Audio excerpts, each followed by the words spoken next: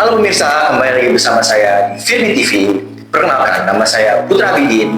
Dan kali ini kita akan membahas mengenai hukum perjanjian bisnis. Dalam perjanjian bisnis, kita sering mendengar istilah kontrak atau perjanjian.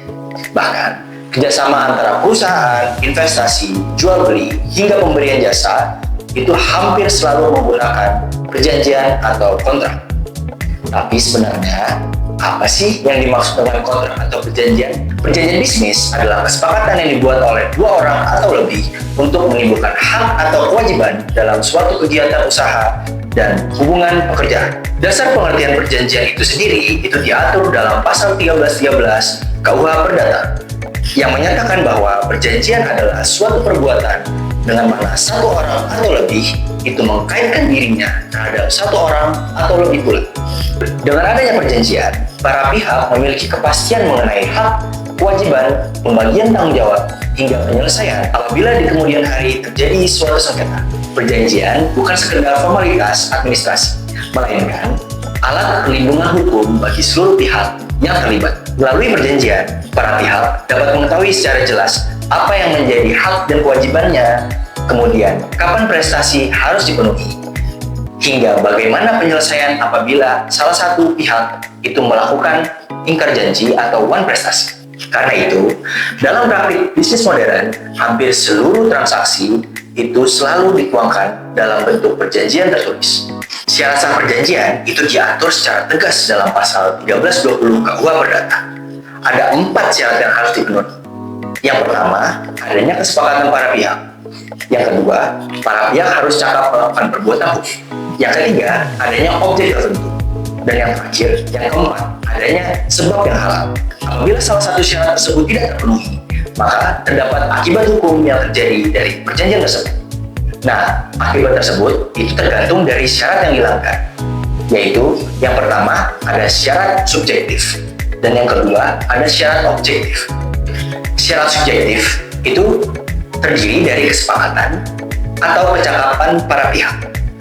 Apabila syarat tersebut tidak terpenuhi, maka perjanjian dapat dimintakan pembatalan. Nah, sedangkan apabila syarat objektif, yaitu objek tertentu atau sebab yang halal, maka perjanjian tersebut batal secara otomatis demi hukum. Sehingga sejak awal dibuatnya perjanjian tersebut itu dianggap tidak pernah ada. Nah, pemirsa, mengenai isi perjanjiannya, berdasarkan pasal 1339 KUH Perdata menyatakan bahwa suatu perjanjian tidak hanya mengikat terhadap hal-hal yang secara tegas diperjanjikan dalam perjanjian tersebut, tetapi perjanjian tersebut juga berisi segala sesuatu yang menurut surat perjanjian tersebut diwajibkan oleh kepatuhan, kebiasaan, dan undang-undang.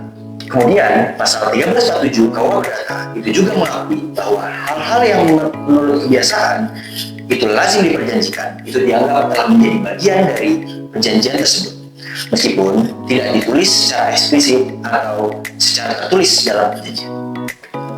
Karena itu, dalam dunia bisnis, kebiasaan perdagangan atau praktik usaha tentu juga dapat menjadi pertimbangan dalam melakukan suatu isi kontrak atau perjanjian. Nah, yang menjadi isi dari suatu perikatan dalam perjanjian adalah berdasarkan pasal 1233 KUH Perdata dijelaskan bahwa perikatan itu lahir karena perjanjian atau karena undang-undang.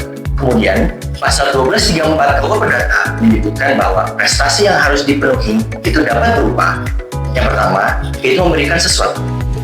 Yang kedua, itu berbuat sesuatu. Atau yang ketiga, tidak berbuat sesuatu. Prestasi inilah yang nantinya menjadi kewajiban hukum untuk masing-masing pihak. Nah, pemirsa, dalam hukum perjanjian bisnis itu ada konsekuensi hukum perdatanya. Salah satunya adalah wan prestasi. Wan prestasi adalah keadaan ketika salah satu pihak itu tidak memenuhi kewajiban sebagaimana diperjanjikan atau ingkar janji. Nah, akibat dari wan prestasi, pihak yang dirugikan dapat mengajukan tuntutan atau gugatan perdata, seperti meminta melaksanakan perjanjian, pembatalan kontrak, ganti rugi, maupun kombinasi dari tuntutan tersebut. Ketentuan mengenai ganti rugi akibat dari wan prestasi itu diatur dalam 1243 KUH Perdata. Nah, pemirsa, jangan lupa perjanjian itu juga masuk dalam ranah pidana apabila pembuatannya melibatkan penipuan, kebohongan, atau pemalsuan data. Contohnya, itu adalah penipuan yang masuk dalam pasal 378 KUHP atau penggelapan yang masuk dalam pasal 372 KUHP. Nah pemirsa, oleh karena itu, pada intinya setiap perjanjian itu sebaiknya disusun secara rapih dan harus mengikuti syarat sah yang ada pada 1320 KUH Perdata.